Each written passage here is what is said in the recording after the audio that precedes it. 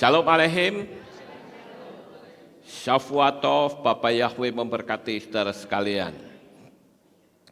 Pagi ini kita akan mendengarkan firman Tuhan, saudara, yang saya beri tema, sikapmu terbaca oleh alam semesta.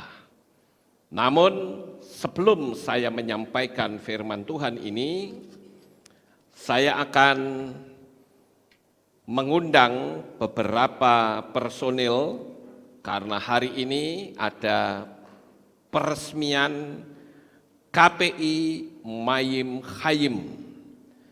Saya mengundang 4 personil, Bapak Letkol Infantri Ezra Aman Jaya Purba SPD, kemudian Ibu Novi Ikawati SE, dan Bapak Lutan Rahmanda SE, dan Bapak Matius Yopi. Bisa maju ke depan, silahkan naik ke panggung sini.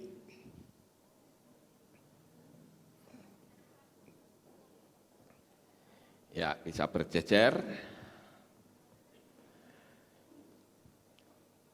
Ya, saudara-saudara, saya akan perkenalkan terlebih dahulu beberapa personil bahwa kita sekarang ada KPI di Perum Limus Pratama Regensi, Kecamatan Cilengsi, Kabupaten Bogor. Alamatnya ada di Blok B nomor 26. Dan bagi saudara sekalian yang saat ini berdomisili di daerah Cilengsi Bogor, dan saudara sudah memanggil nama Bapak Yahweh, silahkan saudara bisa hadir dan beribadah bersama-sama dengan mereka. Saya perkenalkan sekali lagi saudara-saudara yang ada di samping saya ini, sebetulnya tidak asing bagi kita, ya, karena Bapak Ezra ini jemaat lama kita di Magelang ketika masih ada di Akmil ya? Oh, di Rindam, saudara-saudara. Nah, tetapi ketika dia pindah ke Jakarta, karena di sana tidak ada KPI, ya dia beribadah di satu gereja yang sudah memanggil nama Bapak juga. Tetapi sekarang dia kembali lagi pulang ke rumah yang aslinya, yaitu di Kehilat Pemulihan Indonesia. Nah, di samping saya adalah Bapak Letkol Infantri Ezra Aman Jaya Purba SPD. Ya, beri tepuk tangan boleh, puji Tuhan. Sebagai gembala jemaat di sana. Kemudian di ujung sana sendiri, ya, yang putri adalah istri dari Bapak Ezra Aman Jaya, yaitu Ibu Novi Ikawati SE.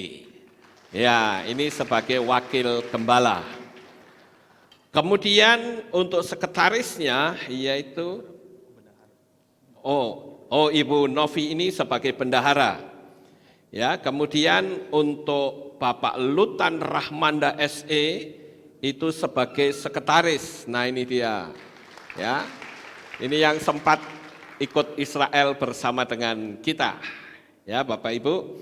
Kemudian yang di ujung sana yaitu Bapak Matius Yopi sebagai pengerja. Ya, boleh beri tepuk tangan.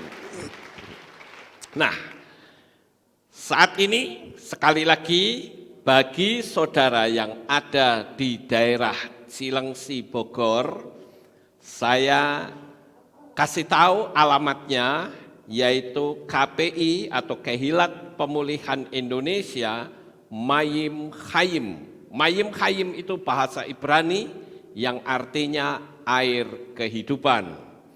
Alamatnya di Perum Limus Pratama Regensi, Blok B nomor 26, Kecamatan Cilengsi, Kabupaten Bogor.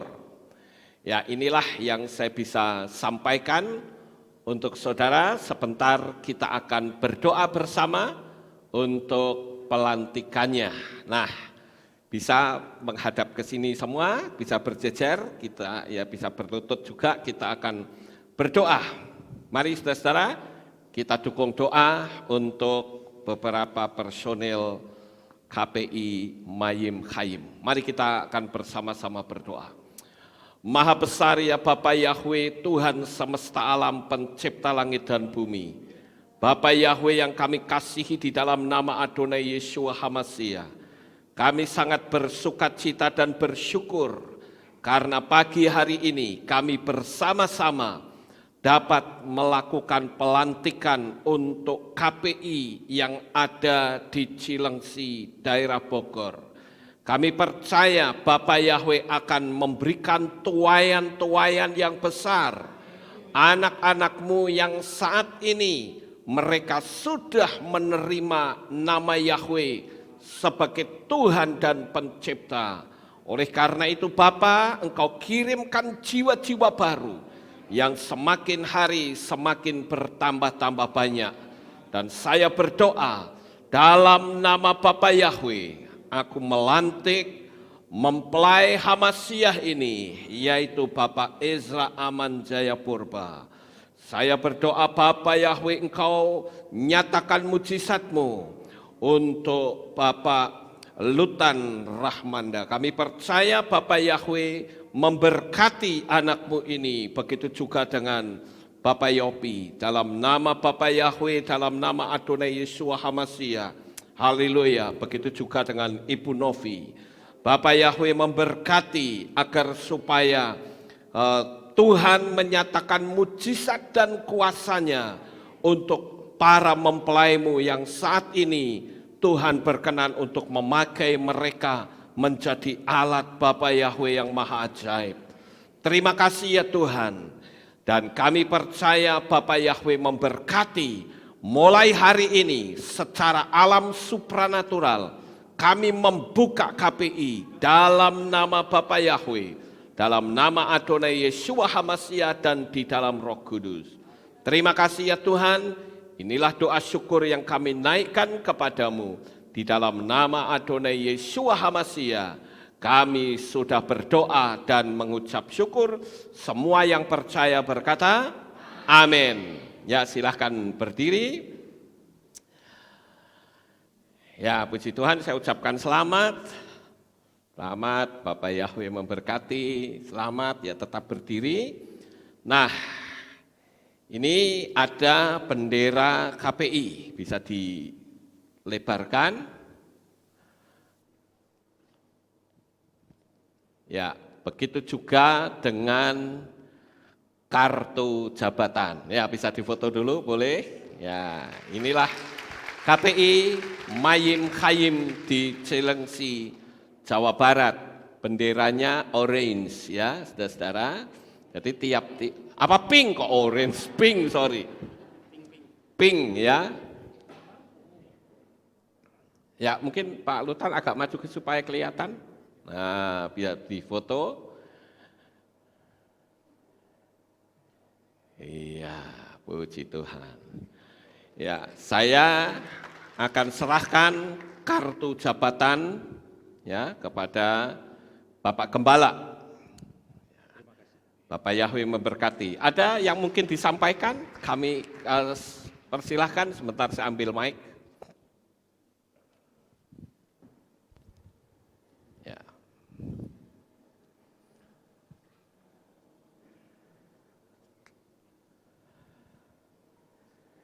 Shalom. Shalom. Amin, haleluya. Puji Bapa Yahweh di dalam Adonai Yeshua HaMashiach, Mesias kita, Juru Selamat kita yang hidup. Dengan penuh ucapan syukur, saya, Ezra Aman Jayapurba, kemudian Saudara Lutan, kemudian Bapak Yopi dan Ibu Yemima Nopikawati, pada pagi hari ini tanggal 13 September atau tanggal 24 Elul 5780 kami sudah diteguhkan oleh Bapak Gembala Lukas Sutrisno di tempat ini sebagai Ketua Sinode KPI. Dan penuh ucapan syukur, kami memberi nama KPI kami adalah KPI Mayim Kayim atau KPI Air Kehidupan. KPI ini beralamat di Ruko, tadi sudah disampaikan, kami ulang lagi, di Ruko Perumahan Limus Pratama Regensi, Blok B nomor 28, Kecamatan Celengsi, Kabupaten nomor 26, Kabupaten Bogor. Dan kami seperti yang disampaikan Papi, memang saya tahun 2020 pertama beribadah di tempat ini, dan saya mengenal nama Bapak Yahweh di dalam Adonai Yeshua HaMashiach juga di tempat ini. Karena tuntutan tugas, saya pindah di Jakarta dan sekarang saya di Mabes TNI, dan diizinkan, inilah waktunya yang sudah lama sebenarnya kerinduan ini, dan inilah waktu yang tepat yang diizinkan oleh Bapak Yahweh kepada saya dan kami untuk memulai di dalam pelayanan ibadah di wilayah kami. Dan kami akan mulai perdana ibadah ini pada Hari Raya Rosh Hashanah pada tanggal 19 September besok, memasuki kita 5781 di tahun kalender Ibrani. Itulah ibadah perdana kami, dan sekarang lagi perapian terhadap ada ruko yang memang sudah kita perjuangkan. Ini yang perlu kami sampaikan sekali lagi kepada seluruh jemaat KPI yang ada di Magelang. Kami mohon topangan doa seluruhnya, dan seluruh sinode, gembala KPI, kami mohon topangan doa, kami mohon arahan, kami mohon bimbingan untuk kami mulai melangkah dalam pelayanan untuk kemuliaan Bapak Yahweh di dalam Adonai Yeshua HaMashiach. Dan kepada Bapak Gembala Wirasmono khususnya, Bapak Gembala Lukas Sutrisno sebagai sinode, ketua sinode, saya sangat berterima kasih dan mohon bimbingan dan arahan dalam saya melangkah untuk memulai kehilat kami ini. Inilah yang kesepakatan kata yang saya sampaikan, dan semuanya untuk kemuliaan, hormat, dan kuasa bagi Bapa Yahweh di dalam Adonai Yeshua HaMashiach. Amin. Haleluya. Ya, puji Tuhan. Ya, silahkan bisa kembali. Ya, jadi kita lihat di sini Bapak Ezra Aman Jayapurba, dia tugas di 2 divisi, yaitu divisi dunia, karena dia masih aktif di Mabes ya, TNI, itu tugas negara, dan satu lagi tugas dari Kerajaan Shamayim. Haleluya. Nah, sebelum saya lanjut, saudara-saudara, ada pengumuman yang saya pikir yang penting saya taruh di depan, karena biasanya kalau di belakang khotbah itu orang sudah khotbah langsung dimatikan, jadi nggak ada yang tahu. Jadi saya akan umumkan ini dari Elis ya. Saya bacakan. Shalom Aleika.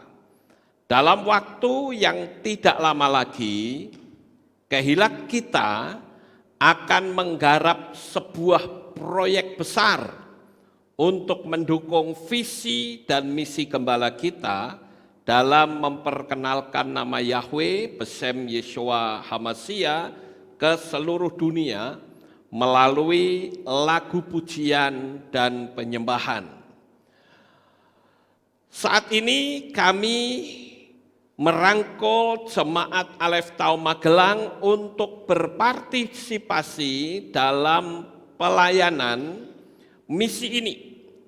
Siapapun saudara yang memiliki lagu pribadi dengan ketentuan ciptaan sendiri, dan yang kedua belum pernah diserahkan ke PH atau production house dimanapun untuk digarap, bisa mengirimkan hasil karyanya melalui WhatsApp di nomor ini. Perhatikan ya. 088906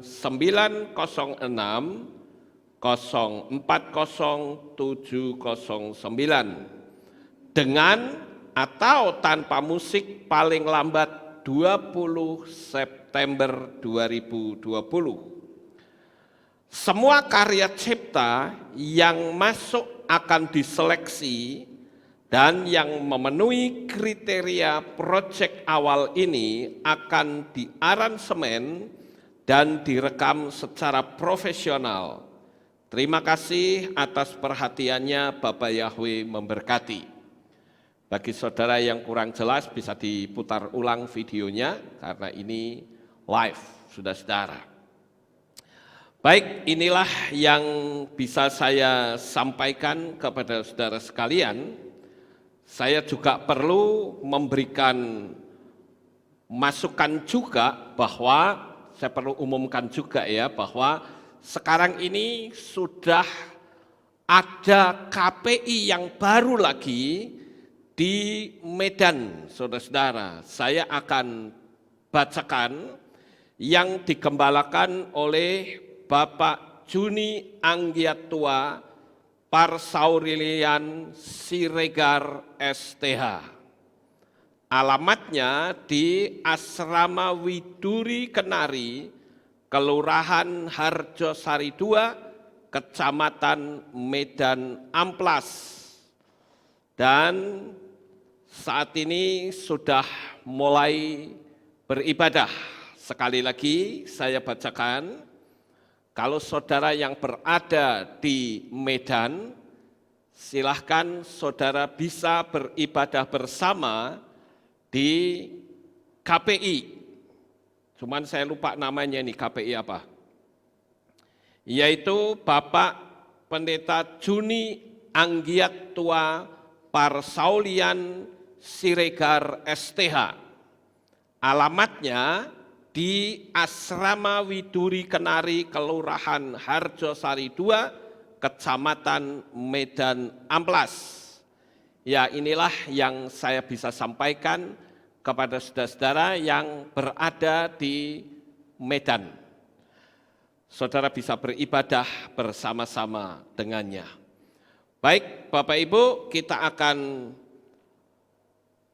masuk ke firman Tuhan. Oh, saya lupa, sekali lagi besok siang bagi saudara yang ikut naik gunung, saudara-saudara, kita akan berangkat jam 2 on time.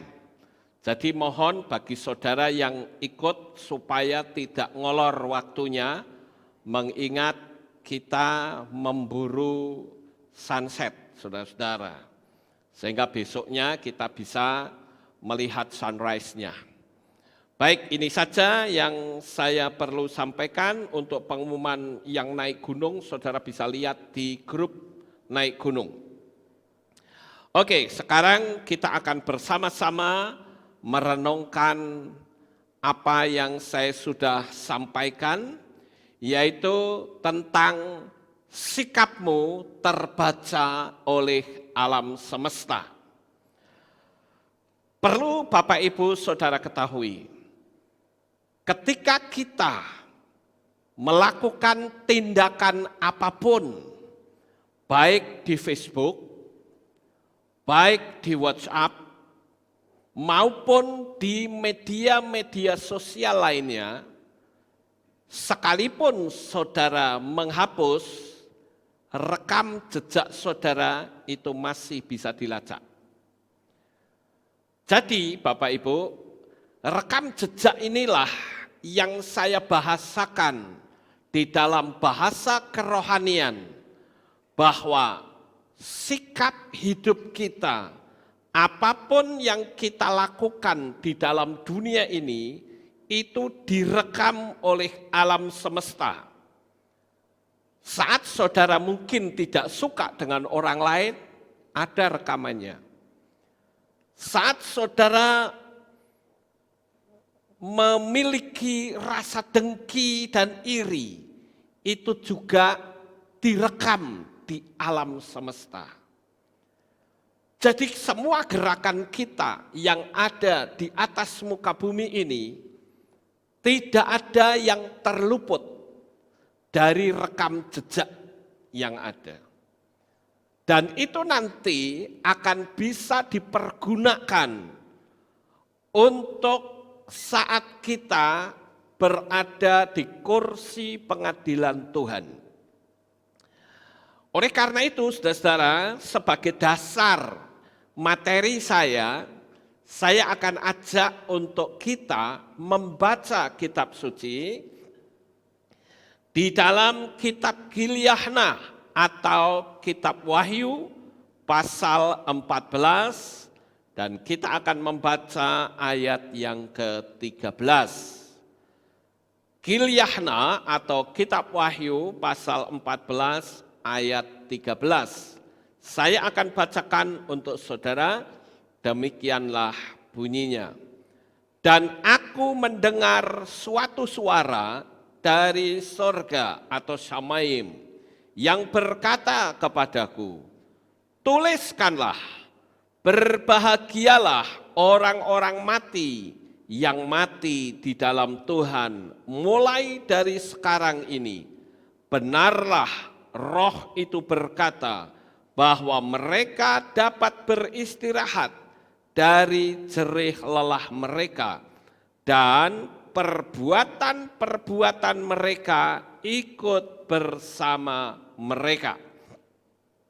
Di bagian akhir ada kalimat yang sangat penting yang saya bahasakan bahwa sikap kita, kehidupan kita itu terbaca oleh alam semesta dan nanti akan muncul semua pada saat kita berada di kursi pengadilan Tuhan.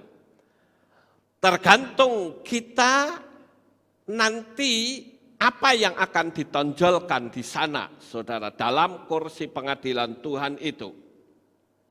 Jadi, baik itu sikap kita, baik itu ucapan kita, bahkan apa yang kita pikirkan atau yang kita bayangkan, itu semua terekam di alam semesta. Rekam jejak kita itu jelas, tidak bisa dihapus. Nah, oleh karena itu, saudara-saudara, kita harus betul-betul berhati-hati di dalam kita menjalani hidup di dunia ini. Karena saat kita berada di kursi pengadilan Tuhan, saudara tidak bisa mengelak. Karena di sana akan terbuka. Apapun yang saudara berusaha untuk menutupi, tidak akan bisa tertutup. Semua terbuka. Pikiran kita yang jelek, atau pikiran kita yang baik, sikap kita yang jelek atau sikap kita yang baik, bahkan tutur kata kita yang menjadi berkat atau tutur kata kita yang melukai hati orang, semua akan muncul di sana.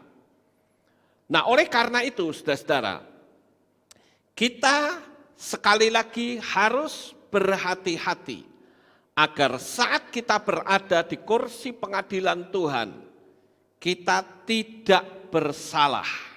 Walaupun kalau kita membaca di dalam kitab suci kita, di sana diberitahukan bahwa ada seorang pembela yang akan membela kita mati-matian. Khususnya siapa yang kita sembah, siapa yang kita tinggikan, siapa yang kita muliakan, akan sangat jelas. Barangkali para teolog-teolog di dunia ini menganggap no problem, Anda mau panggil Tuhan dengan panggilan apa saja, no problem. Itu kan kata manusia. Tetapi Tuhan akan mengadili kita sesuai dengan konsep yang Dia buat sendiri. Manusia boleh saja berkata tidak masalah, Anda mau panggil apa saja. Tetapi ingat, firman Tuhan sudah jelas dikatakan di dalam kitab Difre Hayamim Aleph, pasal 16 ayat yang ke-8 atau 1 Tawarikh. Kemudian di kitab Tehillim 105 ayat 1 dan kitab Yesaya pasal 12 ayat yang keempat. Dikatakan hodula Yahweh kirubismu, bersyukurlah kepada Yahweh, panggillah namanya. Nah, saudara yang beribadah, siapa yang saudara panggil? Sampai hari ini ternyata saya masih menemukan orang-orang yang tidak paham bahwa sebetulnya Tuhan yang kita sembah adalah Yahweh Elohim. Tetapi sayang sekali banyak kaum teolog yang berusaha untuk tetap berada di zona nyaman dengan berkata, enggak usah ikut-ikut Yahweisme katanya. Ya, saya bilang lebih baik Yahweisme daripada Allahisme, saudara. Itu bukan milik kita. Oleh sebab itu, sekali lagi saya katakan, siapa yang kita sembah? Bagaimana sikap hidup kita di dunia ini? Apa yang kita pikirkan? Apa yang kita ucapkan? Apa yang kita bayangkan? Semua punya rekam jejaknya. Oke, sekarang saya akan mengarahkan hal ini kepada pola hidup di dunia ini. Beberapa waktu yang lalu, ada beberapa orang yang WA kepada saya, mereka berkata, Pak, ini subscriber baru, saudara ya. Dia bilang, saya baru beberapa minggu mengikuti. Saya bilang, Anda sudah lihat belum materi saya tentang hukum the law of attraction? Dia bilang, apa itu? Wah, berarti kamu belum lama ya? Ya, saya baru beberapa minggu ini. Oke. Nah, ternyata saudara-saudara, orang yang memberi WA kepada saya, dia rata-rata mengatakan bahwa kami sedang mengalami kesulitan yang sangat hebat dalam soal keuangan melalui pandemi yang sedang terjadi saat ini. Sekarang saya ingin memberitahukan kepada saudara, saya sempat bertanya kepada orang itu, lalu apa yang kamu pikirkan saat ini dengan situasi dan kondisi yang ada? Dia katakan, saya tidak tahu dan saya nggak bisa mikir lagi sekarang. Aduh, saya katakan bahwa hal ini sangat berbahaya. Saya beritahukan Bapak Ibu, bahwa kita itu adalah manusia yang dijadikan Tuhan serupa dan segambar dengannya. Yang artinya kekuatan Tuhan, kekuatan Bapa Yahweh itu ada di dalam diri kita. Saya berulang kali memberitahukan bahwa kita memiliki kesamaan antara diri kita dengan Bapa Yahweh. Saya sempat bertanya kepada orang tersebut, kamu tahu nggak kalau kita manusia itu punya kesamaan dengan Tuhan? Apa yang sama kira-kira? Dia tidak bisa jawab, dia bingung. Saudara. Lah apanya yang sama Pak? Manusia kok disamakan Tuhan? Saya bilang, kamu pernah baca kitab suci tidak?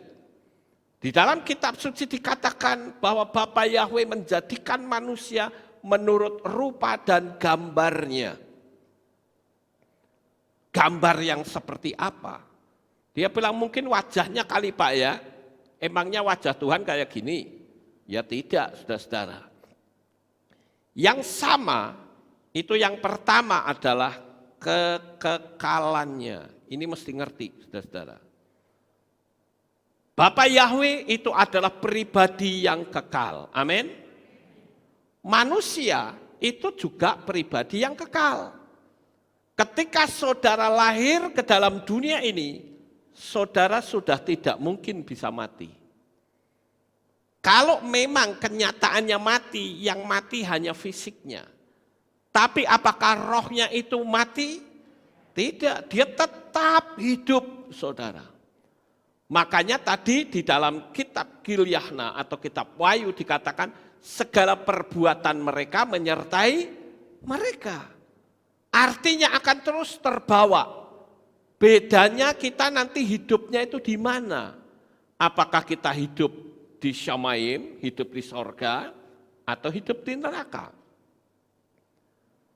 Nah, orang mengatakan bahwa saya hidup di dunia ini saja sudah setengah mati, Pak.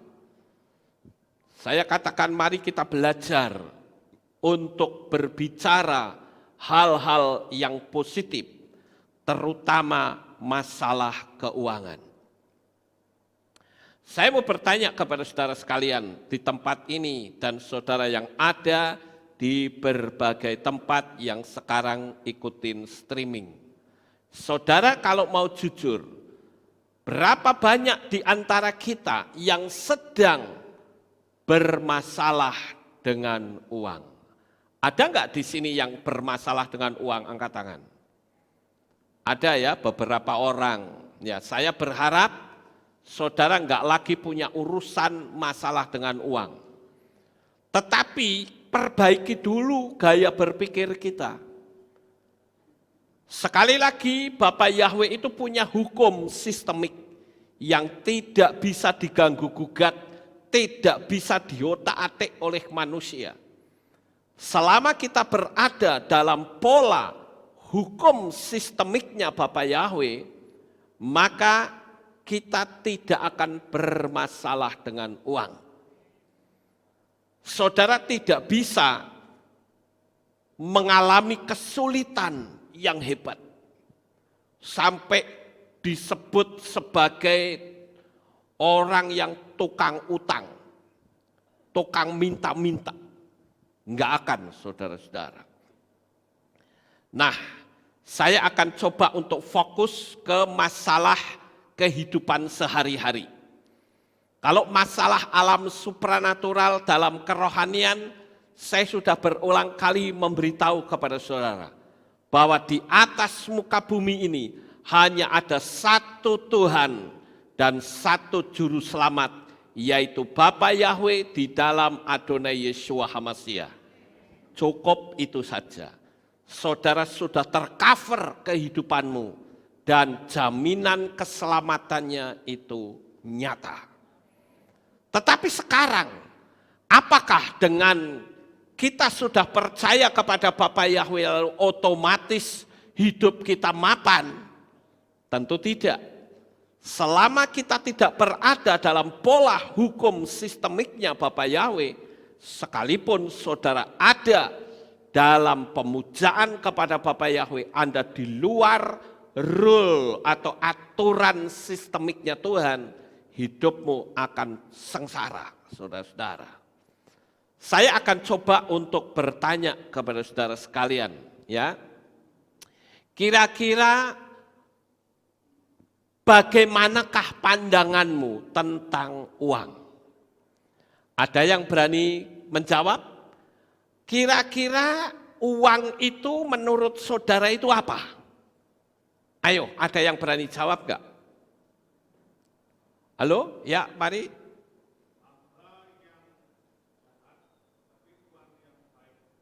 Ya, hamba yang jahat, tapi Tuhan yang baik. Itu bagus.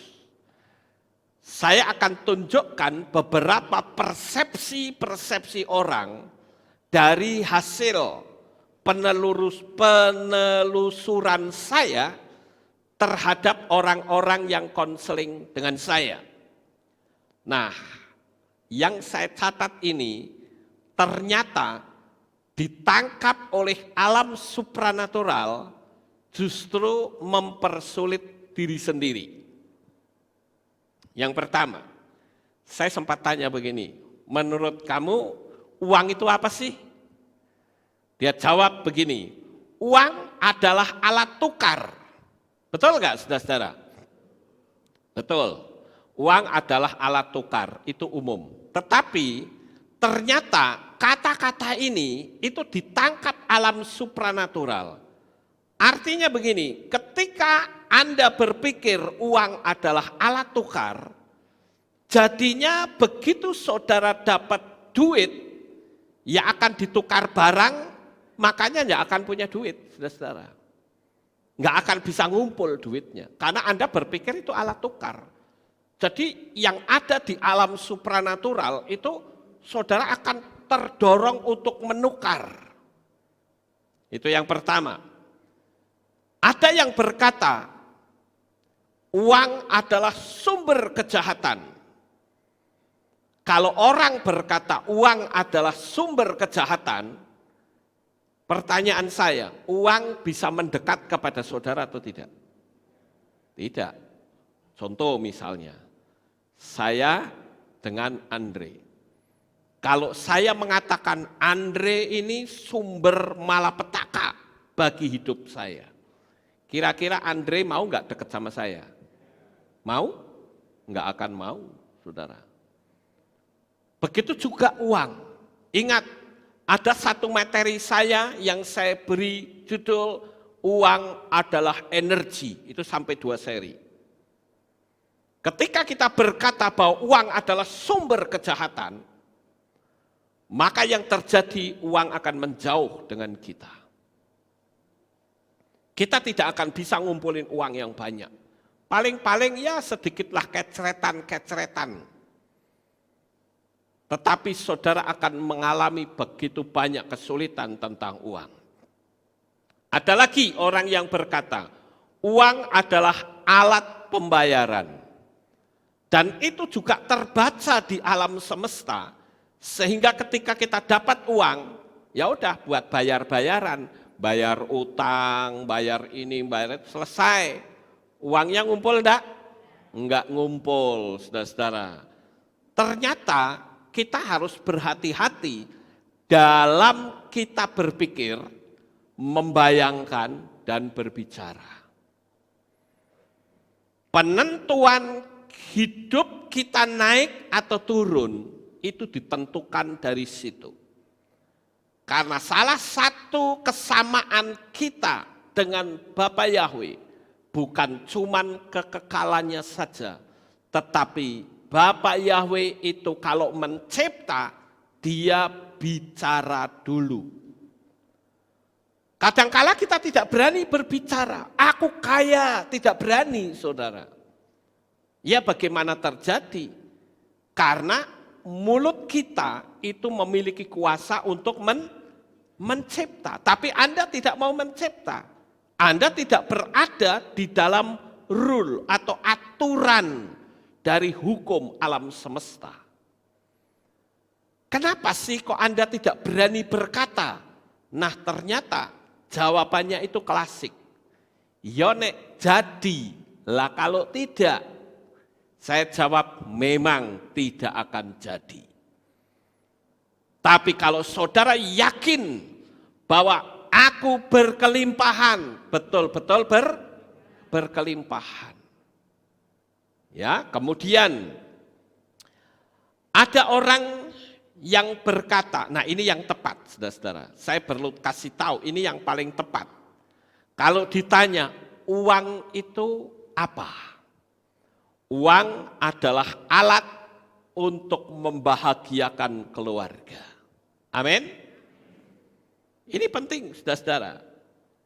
Uang juga bisa investasi untuk masa depan. Oleh karena itu jangan kita mengambil contoh dari orang-orang yang punya duit tetapi bermasalah. Sehingga orang punya image, orang yang punya duit pasti bermasalah.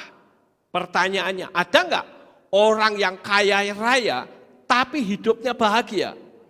Banyak saudara-saudara. Tetapi banyak juga orang yang kaya raya tetapi hidupnya ngaco. Nah saudara mau pilih yang mana gitu loh. Sekali lagi, apa yang kita pikirkan, apa yang kita bayangkan, apa yang kita lihat dan kita ucapkan, itu semua terekam di alam semesta. Jadi mulai sekarang kita mulai belajar untuk memiliki sesuatu yang ada di dalam diri kita ke arah yang positif. Hati-hati dengan ucapan. Saya pernah berbincang-bincang dengan seseorang, saudara-saudara. Orang ini agak kepahitan dengan perempuan. Kenapa? Karena dia pernah berpacaran dan dikecewakan. Sehingga dia berkata begini, semua perempuan itu sama saja. Sekali dia mengucapkan itu, ternyata perjalanan dia untuk mencari jodoh, dia ketemu dengan orang-orang yang selalu sama. Sekalipun orangnya beda, tapi karakternya sama, mengecewakan, membuat dia sakit hati. Kenapa? Karena dia sudah mencipta terlebih dahulu bahwa semua perempuan itu sama saja. Karena alasan dia dikecewakan, sehingga dia menganggap semua perempuan itu ya sami mawon gitu loh. Dia bikin kecewa. Malah ada lagi yang bikin pameo begini, saudara. Kamu tahu nggak perempuan itu apa? Sumbernya dari mana? Dia adalah Hawa. Saudara tahu Hawa itu apa? Hawa itu angin. Lah kentut juga angin. Jadi perempuan sama dengan kentut katanya. Ini kan bahaya sekali, saudara-saudara.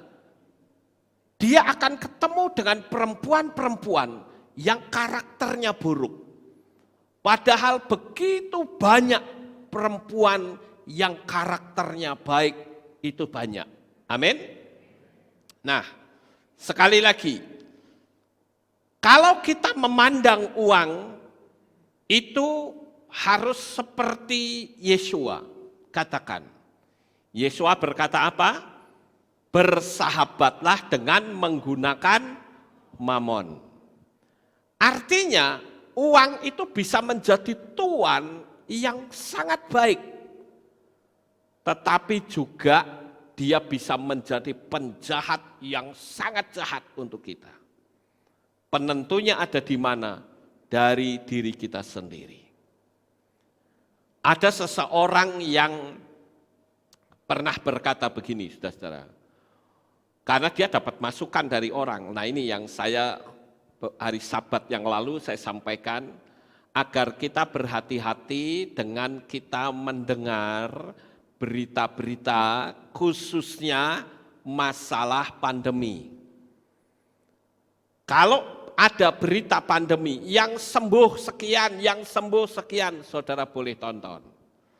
Tapi kalau berita itu mencantumkan yang mati sekian, enggak usah ditonton. Enggak ada pentingnya untuk saudara. Amin. Sekarang manfaatnya apa? Anda tahu update status corona. Pertanyaan saya, manfaatnya apa untuk saudara? Sama sekali tidak ada. Dan saya berani katakan, itu berita sampah, saudara-saudara. Kenapa saya katakan demikian? Karena Anda masukkan di dalam otak saudara, yang ada engkau akan ketakutan. Kenapa sih Anda mengakses seperti itu? Padahal ketika kita takut, itu imunitas kita akan rontok, saudara-saudara. Jadi jangan sampai kita berkata bahwa, oh ini pandemi seperti ini, nanti bagaimana dengan keluarga saya? Saya hanya katakan, siap-siaplah keluargamu mati semuanya. Kenapa? Anda sendiri sudah menciptakan. Tapi hari ini kita harus berani berkata, bahwa keluargaku, keluarga besarku, sehat senantiasa. Jadi sekalipun saya berkata begini, ya kita mesti berhati-hati juga, enggak jarak, istilahnya kan begitu. Ya. Sekarang saya akan sampaikan beberapa hal berkenaan dengan sikap, gaya hidup, cara berpikir, cara berbicara. Saya ambil contoh, seperti misalnya saudara hutang, kemudian kan ditagih. Biasanya orang kalau utang, dia kan tentukan waktu ya. Kalau utang itu kan, kalau orang Jawa bilang itu ngerempong-ngerempong gitu ya. Tolonglah saya diutangin, ya nanti tanggal sekian saya pasti bayar. Pertanyaan saya, kira-kira pada tanggal yang ditentukan itu pasti bisa bayar atau tidak? Rata-rata tidak. Saya menyebut dengan istilah belum tentu. Tetapi faktanya orang janji utang sebagian besar tidak bisa tepat waktu. Tapi ketika ditagih, dia marah-marah. Saudara tahu, ketika ditagih dia marah, maka pintu-pintu mujizat di alam supranatural saudara semua menutup luar biasa. Kenapa saudara-saudara? Karena kita membayar utang itu kan kewajiban, betul enggak? Karena kita kan sudah terima benefitnya. Tapi kenapa ketika kita ditagih kok kita marah-marah? Nah di situ sebetulnya alam semesta akan membahasakan bahwa kita tidak layak untuk kedepannya memperoleh berkat. Seharusnya kan disyukuri kita mampu untuk bayar. Kita diberikan kewajiban untuk membayar. Tapi faktanya ada yang marah-marah. Nah ini yang keliru Bapak Ibu. Nah jika saudara ngasih orang dan mereka mengucapkan terima kasih dan saudara menjawab begini, ada ini yang sering kali saya dengar ya saudara, ketika ada seseorang memberi sesuatu, orang bilang, waduh terima kasih, saya sangat bersuka cita atas pemberianmu. Orang yang ngasih ngomong apa? Ah enggak apa-apa itu enggak seberapa kok. Itu sebetulnya keliru loh. Nampaknya mau merendahkan hati, tetapi sebetulnya kalau kita mau melihat meneliti dari dunia alam supranatural, sebenarnya kita sedang menghina orang yang kita kasih. Ah ini enggak seberapa kok. Kenapa yang enggak seberapa kok dikasih? Harusnya saudara katakan inilah pemberian saya yang terbaik. Paham Bapak Ibu? Inilah pemberian saya yang terbaik. Tetapi kalau saudara berkata, enggak seberapa, Anda juga menghina alam semesta. Kenapa? Karena harusnya kita bersyukur kita bisa memberi kepada orang lain. Sekalipun mungkin itu cukup kecil bagi saudara, tetapi harus kita hargai. Karena kita bisa memberi, itu tanda secara alam supranatural Anda berkelimpahan. Kalau berkelimpahan, kenapa kita berkata, ah ini sedikit sekali, ya. Ini pemberian yang tak berarti. Loh tidak berarti kok dikasihkan orang. Berilah yang terbaik. Itu apa yang kitab suci tulis. Coba saudara lihat apa yang terjadi antara Kain dan Habil. Kenapa persembahan Kain tidak diterima, sementara persembahan Habil diterima? Banyak orang yang mengatakan bahwa persembahan Habil diterima. Ini dulu nih ya, asapnya naik ke atas, lurus. Sementara pemberian si Kain, ya, pemberian Habil naik, pemberian Kain itu mobat mabit ke sana kemari. Mana ada ayat yang begitu, saudara-saudara. Tapi kalau saya membaca dari kitab teks yang berbahasa Ibrani, sangat jelas di sana. Bahwa Kain pada waktu dia panen, dia pakai untuk dirinya sendiri.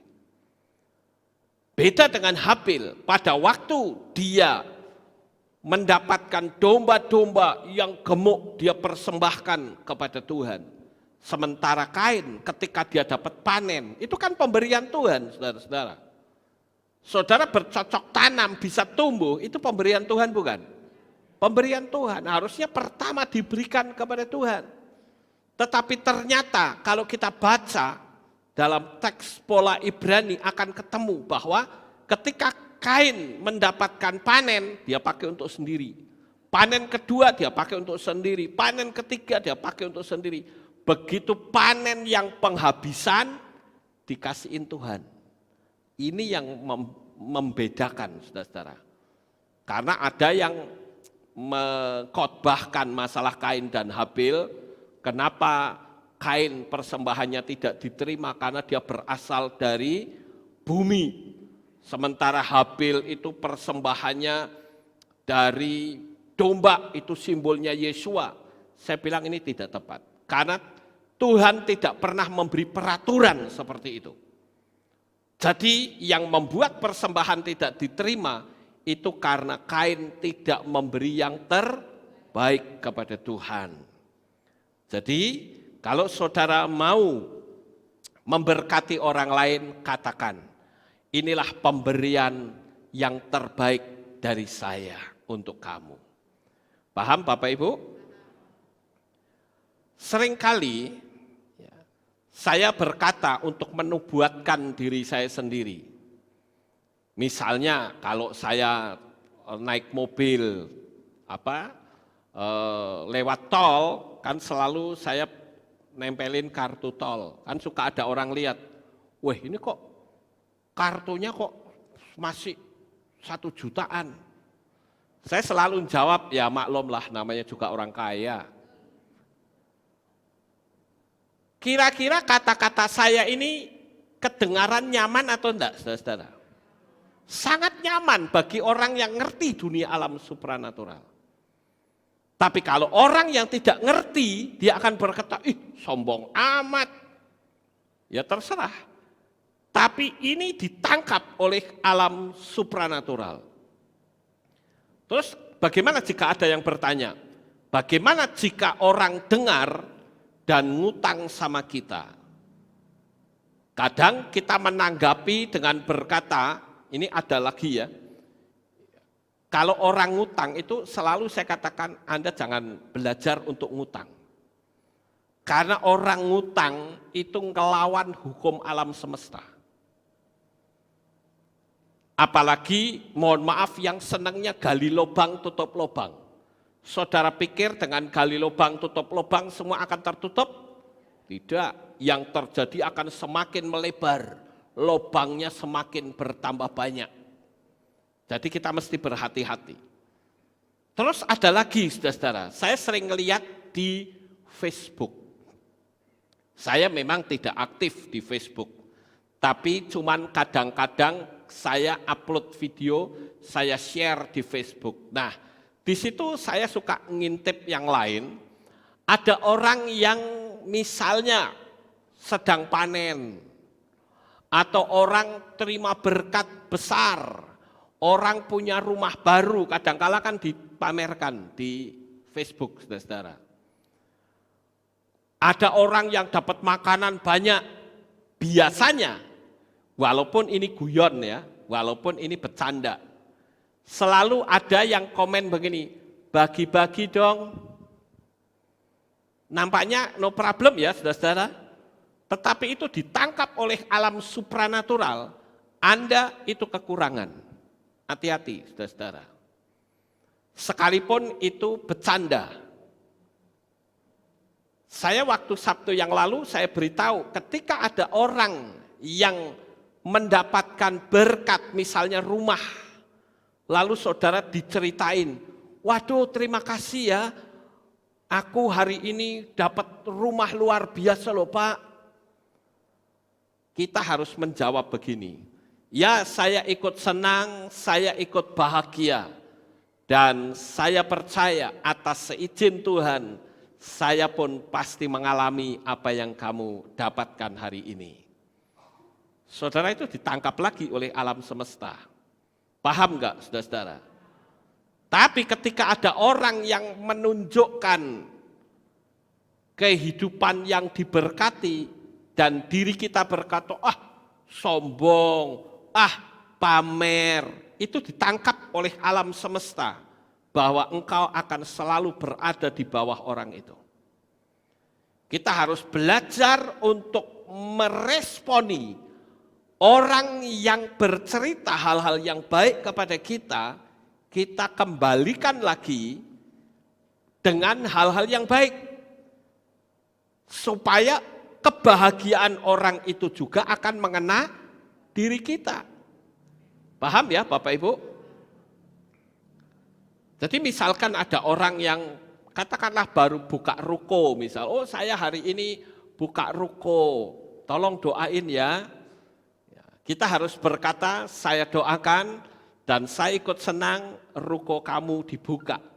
Saya percaya atas seizin Tuhan, saya pun akan punya ruko seperti kamu. Saya pun pasti diberkati oleh Bapa Yahweh sehingga saya bisa punya ruko seperti kamu. Itu akan lebih nyaman didengar daripada kita mengkritik. Paham Bapak Ibu? Nah, saya juga perlu tunjukkan tentang persepsi uang yang salah.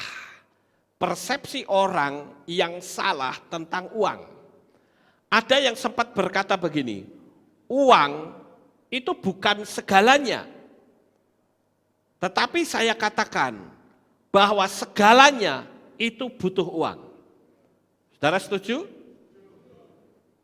Memang uang bukan segalanya, tetapi segalanya butuh uang. Saudara pergi ke sini, naik mobil, bensinnya habis. Saudara butuh duit atau tidak? Butuh untuk beli bensin. Ke sini naik becak, saudara juga butuh duit untuk naik becak. Ada juga yang berkata, nggak usah pusing lah, uang kan tidak dibawa mati. Ya memang nggak ada orang mati yang bawa uang, saudara-saudara. Tapi orang akan setengah mati kalau tidak punya uang. Amin? Kecuali Kos Plus, saudara-saudara. Kalau Kos Plus, ya, dia nyanyinya apa? Hati senang walaupun tak punya uang. Siapa di sini yang suka nyanyi lagu ini? Ya. Hati senang walaupun tak punya uang.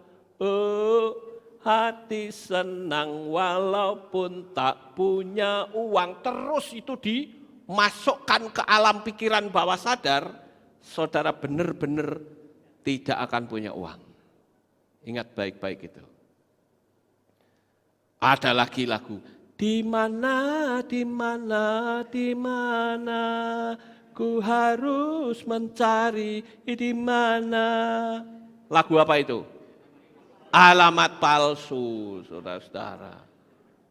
Penyanyinya kena apa yang dia nyanyikan. Hati-hati, saudara-saudara. Kita mendengar, kita membayangkan, kita ucapkan, kita lakukan, semua ada rekam jejaknya. Hati-hati. Ada lagi orang yang berkata, uang akan menjadikan masalah. Kenapa? Karena orang itu melihat orang-orang yang bermasalah sekalipun dia punya uang. Tetapi pertanyaannya, ada enggak orang yang punya uang tapi tanpa masalah? Banyak, saudara-saudara. Makanya kalau ada orang berkata uang akan menjadi masalah, tetapi saya katakan masalah-masalah banyak diselesaikan dengan uang. Ini yang penting, saudara-saudara. Ada juga yang berkata cinta tidak butuh uang. Yang penting cinta. Orang di luar sana berkata tai kucing ada terasa coklat. Katanya, ya toh? Tapi saya katakan, percintaan tanpa uang akan sangat tidak romantis. Kalau orang bercinta, perlu uang enggak? Perlu. Ngapain orang berkata cinta tanpa uang? Ketika saudara punya kekasih, kekasih saudara dikasih leontin, senang atau tidak? Senang. Beli leontin butuh uang tidak? Butuh. Jadi kalau orang bilang, oh aku nggak butuh uang, yang penting modal cinta. Saya bilang bullshit, saudara-saudara. Omong kosong itu. Kemudian ada lagi, uang tidak bisa untuk beli tidur nyenyak. Ada ya ungkapan gitu ya? Tapi saya katakan, tidak punya uang akan sulit tidur nyenyak. Loh benar enggak saudara saya ngomong ini? Nah, coba saudara nggak punya duit, lah tidurnya enggak nyenyak. Jadi jangan dibolak-balik. Banyak orang yang merasa seolah-olah, ini loh aku orang rohani, nggak butuh duit saya. Itu kan ngawur saudara-saudara. Makanya ini saya kritik semua. Uang tidak bisa beli tidur nyenyak. Tapi saya katakan, tidak punya uang akan sulit tidur nyenyak. Uang tidak bisa beli kesehatan. Tapi saya katakan, jika saudara sakit, tidak punya uang, saudara akan setengah mati, saudara-saudara. Saya ngomong benar gak ini? Ya. Oleh karena itu belajarlah memandang uang dengan baik.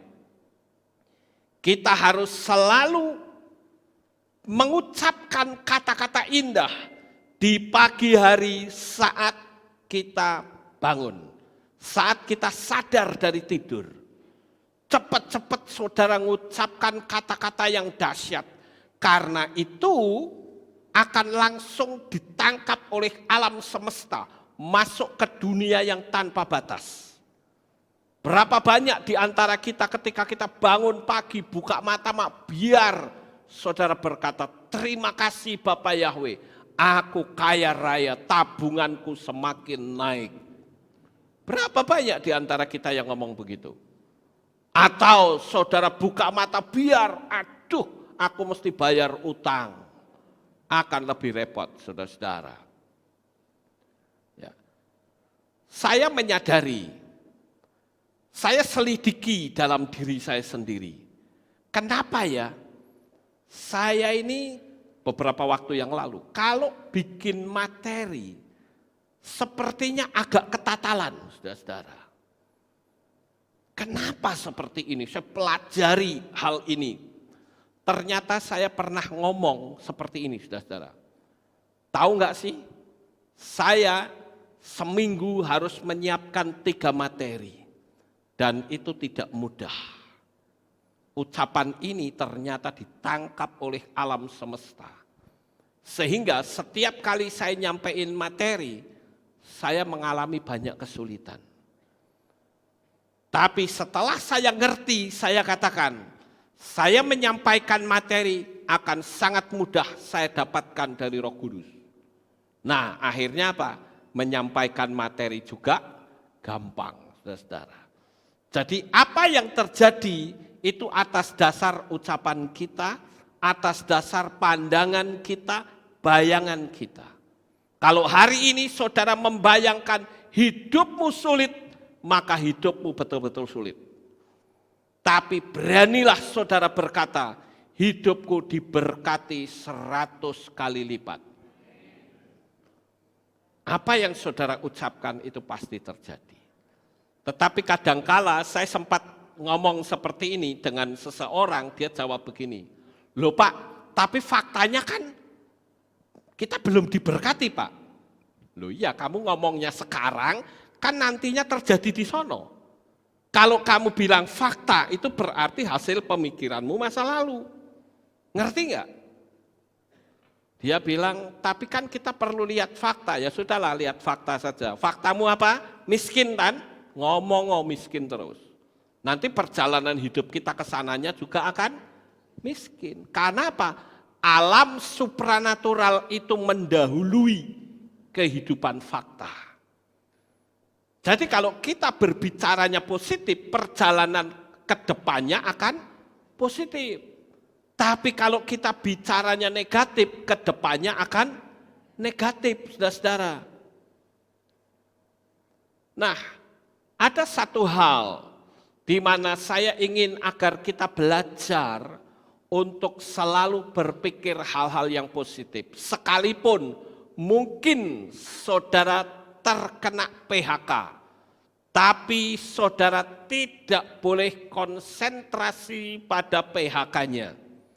Tetapi saudara harus konsentrasi pada kedepannya. Saya ajak saudara untuk membaca di dalam kitab Filipi pasal 4 ayat 4 sampai 8. Ayat 8 sampai 9. Filipi 4 ayat 8 sampai 9. Perhatikan baik-baik. Ini luar biasa ya. Rabi Shaul ini mengajarkan kita untuk kita selalu berpikir positif. Selebihnya, hai saudara-saudara, apa saja yang benar, apa saja yang mulia, apa saja yang adil, apa saja yang suci, apa saja yang menyenangkan, apa saja yang patut dipuji, sekiranya ada suatu kebajikan dan sekiranya ada suatu pujian, pikirkanlah hal-hal itu. Dan apa yang telah kamu pelajari dan terima dan dengar dan lihat di dalam aku, perbuatlah itu, dan Elohim damai sejahtera akan ada bersamamu. Jadi sangat jelas sekali di sini Bapak Ibu. Ketika kita berpikir hal-hal yang positif, maka hal yang positif akan terjadi. Ayo sekarang kita mau jujur, saudara-saudara. Ketika ada seseorang yang bekerja, kemudian di PHK, ayo yang dia pikirkan apa? Habislah masa depanku. Betul nggak? Ya, kita mau jujur nih. Kebanyakan orang begitu kena PHK, langsung yang ada di pikirannya, habis sudah hari-hariku, selesai. Nah, mulai sekarang ubah kata-kata saudara. Kata-kata saudara harus dikatakan apa? Hari ini di PHK, terima kasih Tuhan karena Engkau memberikan pekerjaan yang lebih dahsyat dari waktu-waktu yang lalu. Ini mencipta loh, saudara-saudara. Paham nggak? Makanya di kondisi seperti sekarang, saya anjurkan jangan pernah saudara mengakses apapun yang bernuansa negatif. Ucapkan, pikirkan, dan bertindaklah kepada hal-hal yang positif. Dan yang positif itu pasti terjadi. Karena Tuhan itu tidak bisa dibatasi dengan pandemi. Tuhan kita itu super dahsyat, Dia maha kuasa. Sekarang saya mau tanya, ini seluruh kampung saudara itu miskin semua misalnya. Bisa enggak dengan kemahakuasaannya Bapak Yahweh membuat seluruh kampung miskin tapi yang kaya cuma saudara sendiri? Bisa? Bisa. Kalau bisa, Anda jangan terpengaruh dengan kiri kanan saudara. Pakailah ayat. Sekalipun 1.000 orang rebah di sisi kiriku, sekalipun 10.000 rebah di sisi kananku, tetapi hal itu tidak akan menimpa kita. Paham Bapak Ibu? Kapan kita mau praktekkan firman Tuhan? Sekarang. Amin. Jadi mulai sekarang ayo berpikirlah hal-hal yang positif. Ya, jangan kita berpikir hal-hal yang negatif. Ada juga orang yang berkata begini, ya saya kan sudah tua, saya sudah tidak punya potensi, saya enggak penting lah namanya juga lansia, orang lanjut usia. Saudara tahu enggak? Ucapan yang seperti ini ditangkap oleh alam semesta dan alam semesta akan berkata memang kamu orang loyo dan kita tidak punya potensi apa-apa. Pertanyaan saya, bisa enggak orang lansia tetapi potensinya besar? Sangat bisa.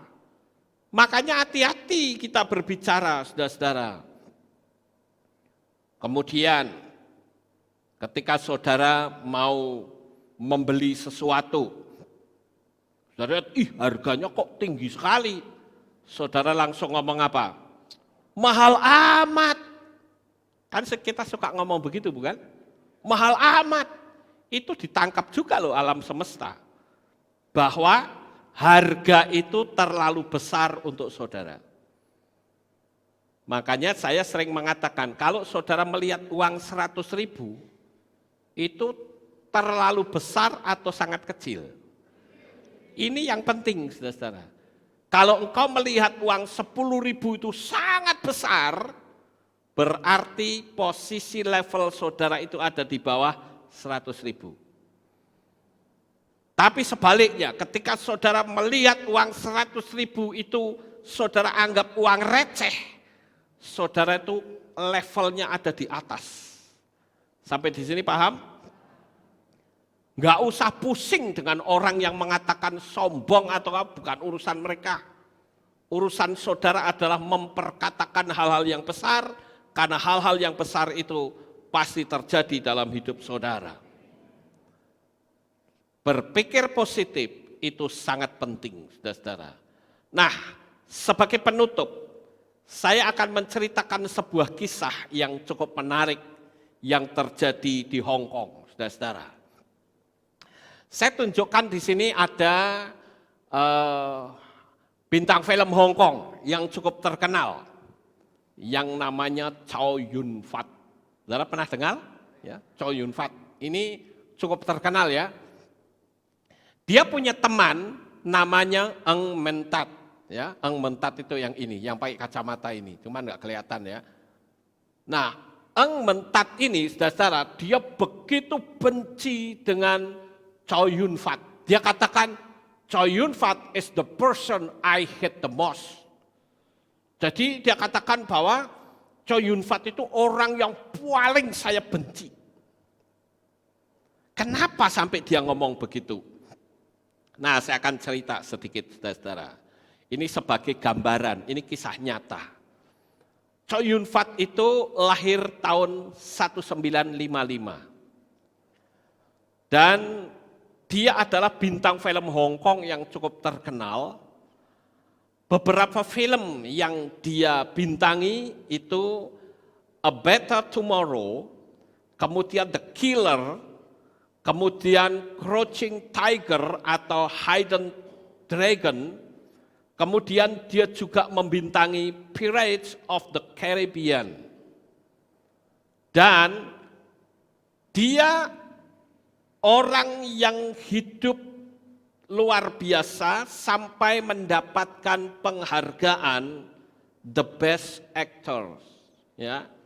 Kekayaannya, perhatikan ya, kekayaannya 5,6 miliar dolar Hong Kong. Besar ya saudara, 5,6 miliar Hong Kong.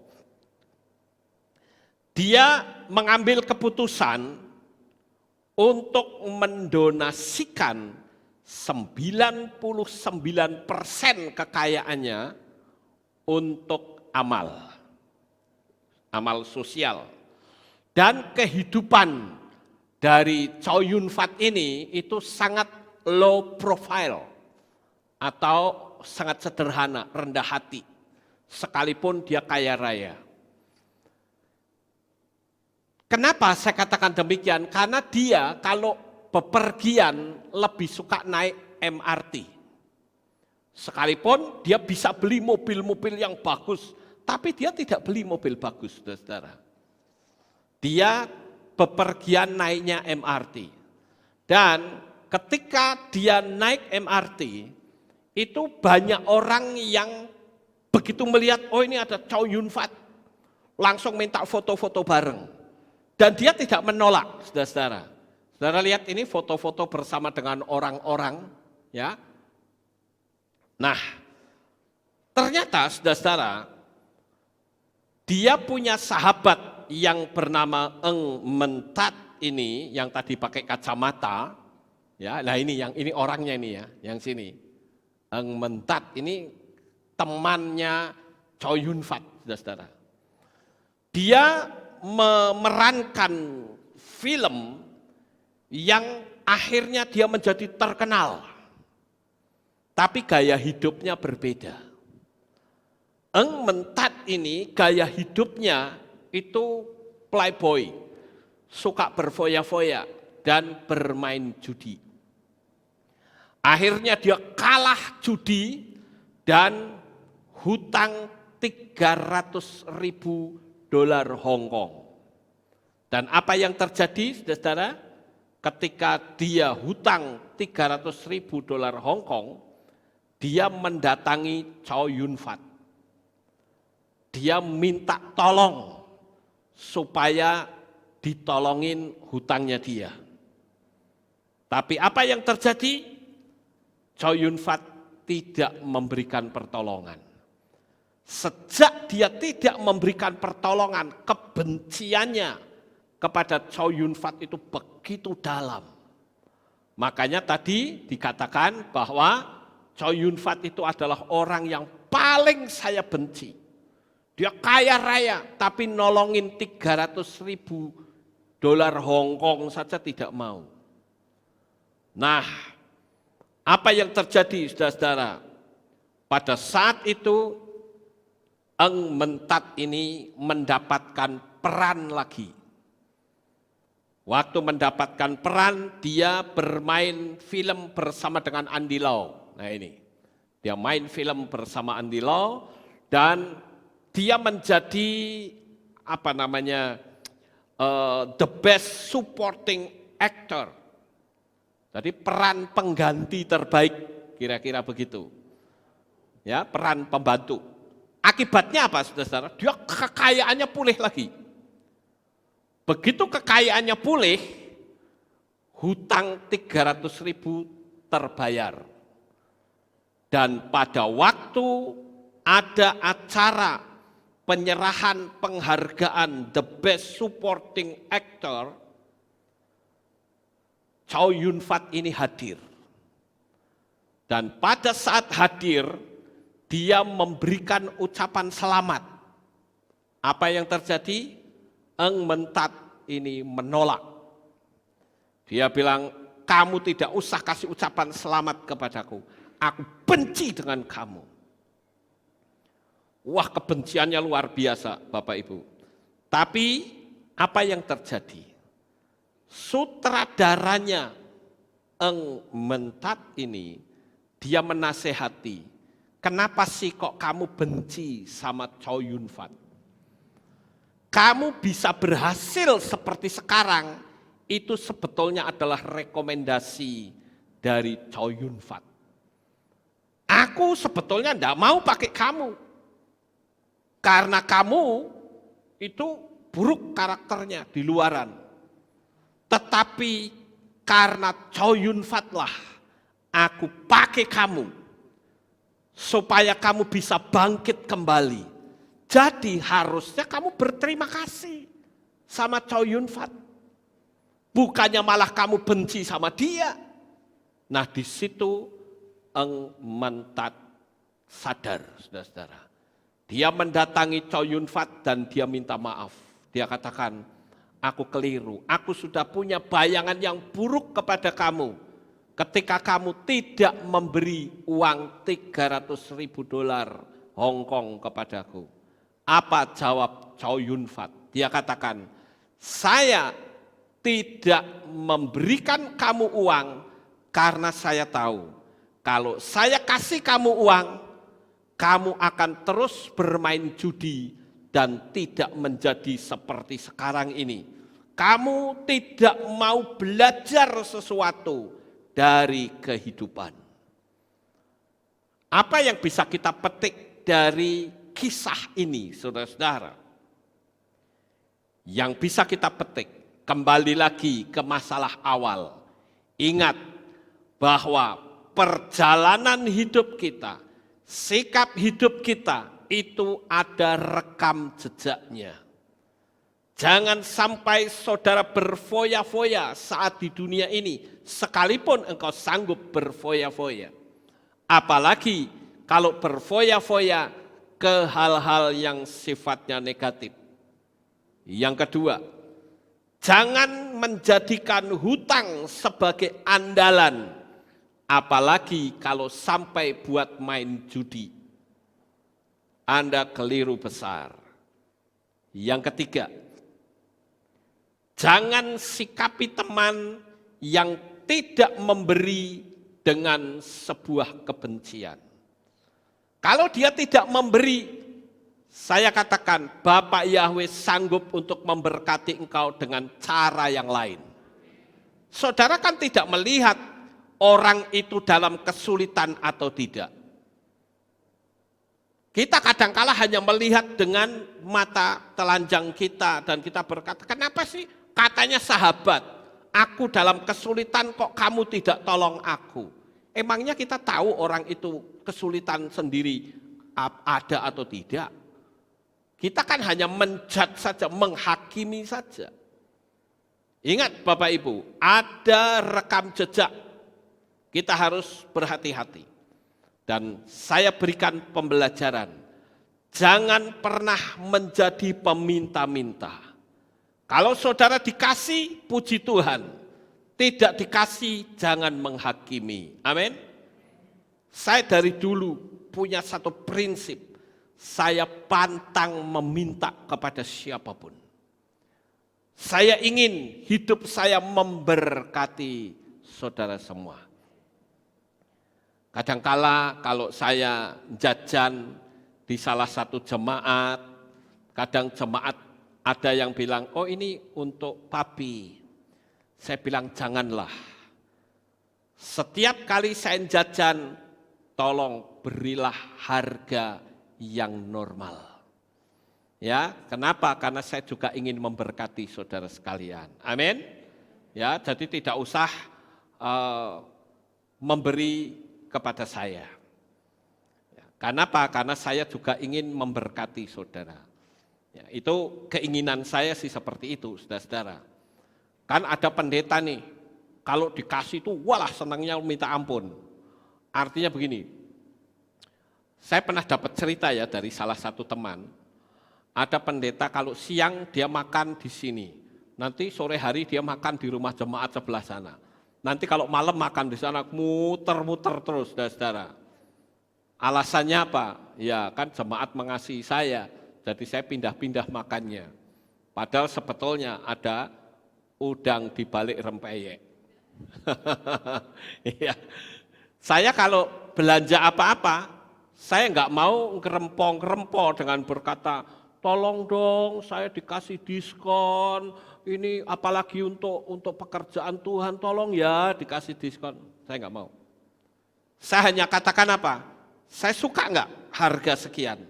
Suka saya bayar, enggak suka, enggak usah. Saya cari yang lain. Kan banyak nih orang kalau pergi ke pasar, saudara-saudara. Lah 50 rupiah saja dinyang. Ada kan seperti itu? Ya. Misalkan beli apa? Singkong, misal beli singkong ini berapa nih? 300. Boleh enggak kalau 250 saja? Aneh enggak boleh ya, saya tak pergi. Terus kita pura-pura pergi bakulnya. Mas ini balik lagi. Cuma 50 rupiah loh. Kenapa sih kok kita tidak memberikan, ya cincai lah, orang Cina bilang cincai. Kita berkati orang lain. Dengan kita memberkati orang lain, hidup kita juga akan diberkati. Amin Bapak Ibu. Ya, jadi hari ini saya ingin supaya saudara juga mengerti dalam perjalanan hidup kita itu adalah perjalanan yang selalu direkam jejak oleh alam semesta.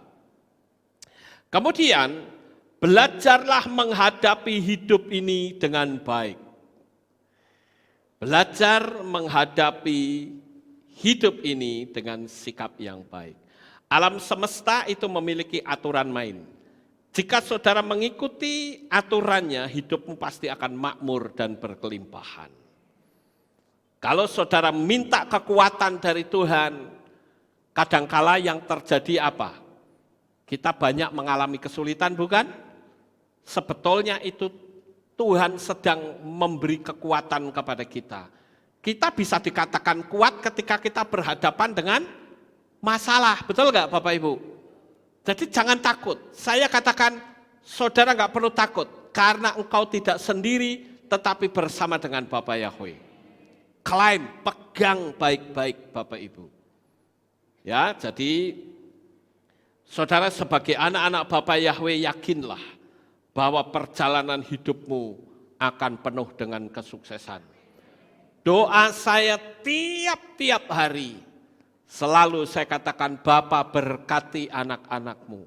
Mereka yang bekerja, tambahkan omsetnya semakin besar.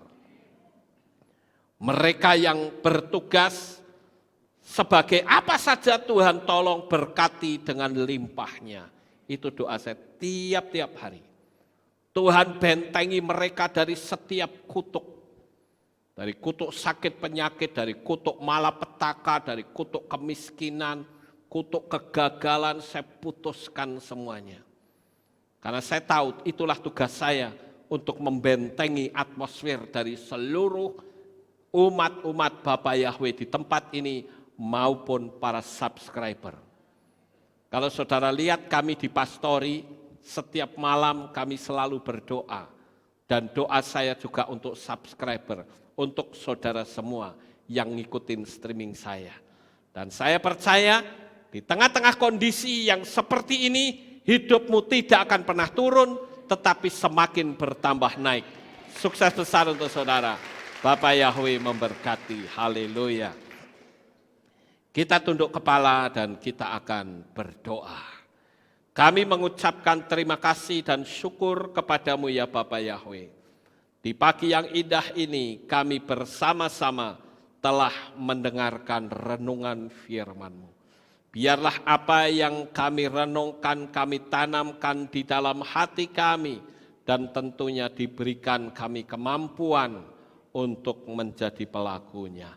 Terima kasih ya Bapak Yahweh, di dalam nama Adonai Yeshua HaMashiach. Kami sudah berdoa dan mengucap syukur. Semua yang percaya berkata, amin. Haleluya. Ada pengumuman enggak? Kita akan dengar pengumuman.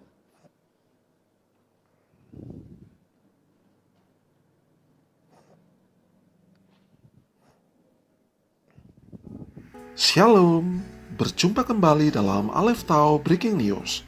Berikut saya sampaikan pengumuman minggu ini. Info multimedia bagi Bapak Ibu Saudara yang rindu melayani di bidang multimedia, LCD, kameramen, editor, dan live streaming dapat menghubungi Saudara Dio dan Saudara Jevi dengan nomor berikut.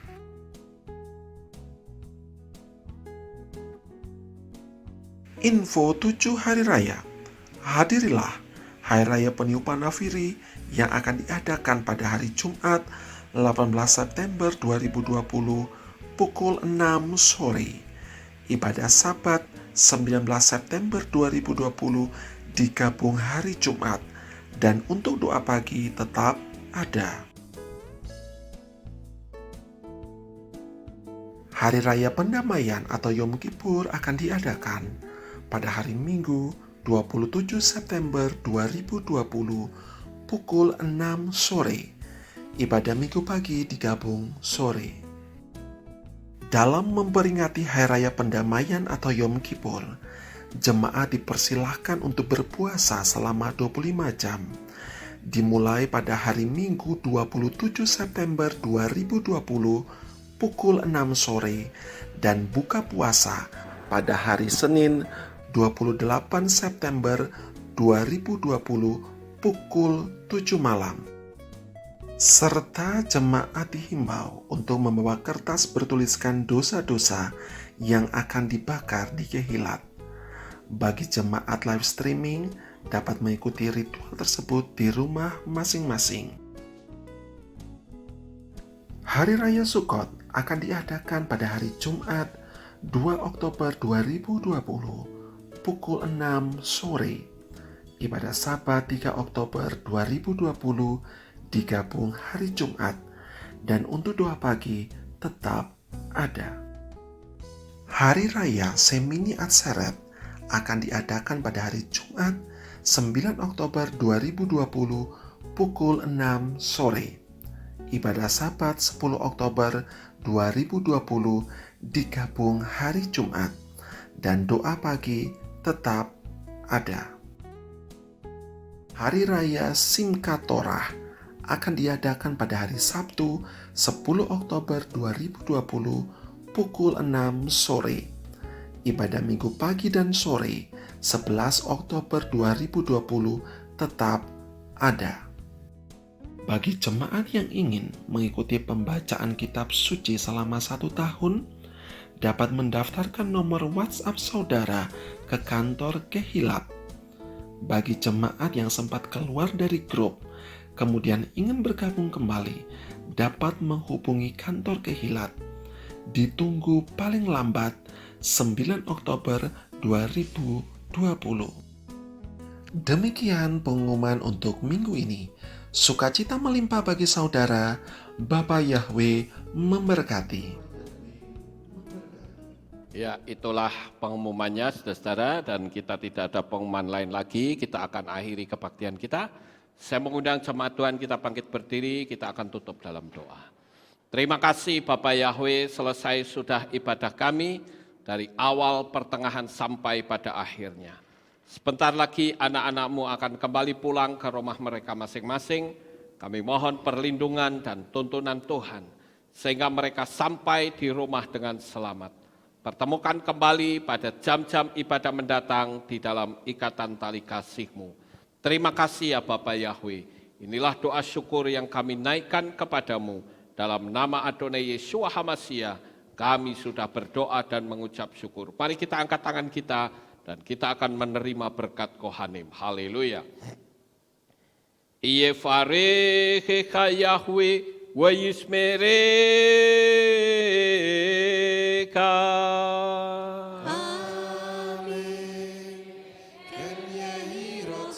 Yair Yahweh panau eleka, wihuneka.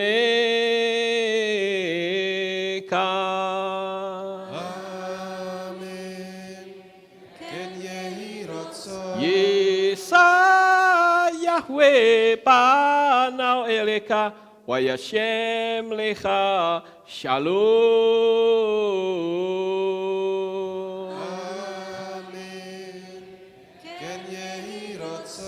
Baruk atabair ufaruk atabasaleh. Engkau akan diberkati di kota dan kau akan diberkati di ladang. Amen. Baruk peripitne kaufri atmat kaufri fahemte kasyekar ala peka wa esterot soneka. Diberkatilah buah kandunganmu, diberkati hasil bumimu, diberkati hasil ternakmu, anak-anak lembumu dan anak-anak dombamu. Amen. Baruk tan akau misyarteka, diberkatilah pakulmu dan tempat adonanmu. Amen. Baruk ata boboy, kau faruk ata betseteka, dan kau akan diberkati pada waktu kau masuk, dan kau akan diberkati pada waktu kau keluar. Amin. Baruk ata Yahweh Elohenu melek haolam, besem Yeshua HaMashiach Ruach HaKodes kile olam faed. Kami sudah berdoa dan mengucap syukur. Haleluya.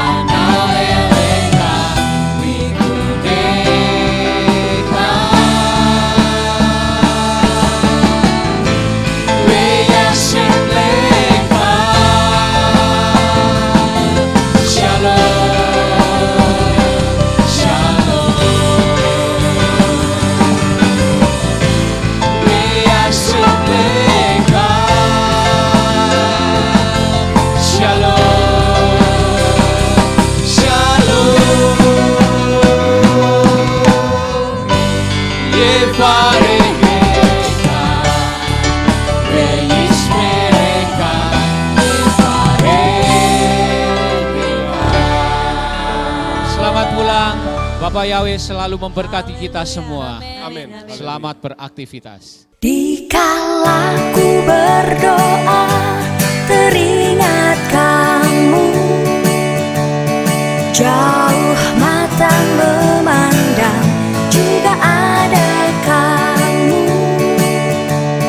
Karena besar kasih-Nya, kita dijadikannya satu.